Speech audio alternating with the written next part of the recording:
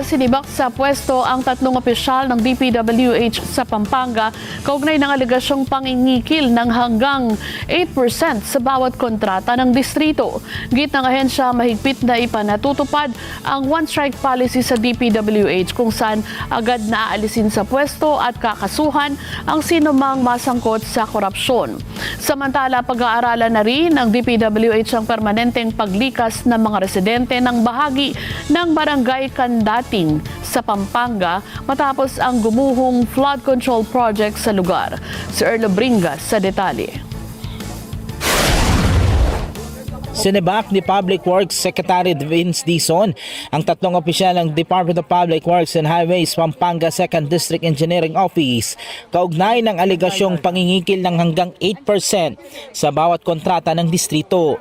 Giit ni Secretary Dizon, mahigpit na ipinatutupad ang one-strike policy sa ahensya kung saan agad na aalisin sa pwesto at kakasuhan ng sinumang masangkot sa korupsyon. Sa inilabas na papel ng DPWH, tanggal na sa pwesto sina Maintenance Section Chief Ronilo Magtoto at Construction Section Engineers Arnold Domingo at Jefferson Quinto. Nasasailalim na ngayon sa investigasyon at sasampahan ng karampatang kaso upang dinggin ang mga aligasyon. And we will conduct a full-blown investigation kung totoo ba yung report na natanggap ko na humihingi sila ng porsyento sa mga proyekto sa distrito. Pagka ako nakakuha ng report, and sinasabi ko na to sa lahat ng district offices, regional offices ng DPWH nationwide, kapag meron ako natanggap na gantong report, immediate relief yan.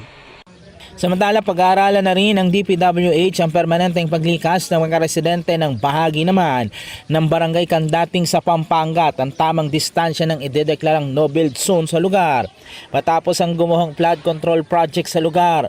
Base kasi sa inisyal na pagsusuri ng mga engineers ng ahensya at ng Bureau of Design o BOD at sa rekomendasyon na rin ng mga eksperto, makakatulong nilang pagtatayo ng retention basin na magsisilbing imbakan ng tubig upang hindi direktang tumama ang malakas ng agos ng tubig. Huhukay tayo ng retention basin. No, na basically ano yan, parang man-made lake o man-made pond dun sa isang area kung saan na-identify yung cut-off channel. Kagaya din nung pinaplano natin sa Cebu, sa Mananga River, sa Talisay.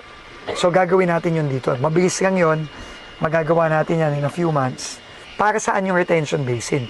Para umipon ng tubig kapag lumalaki ang tubig.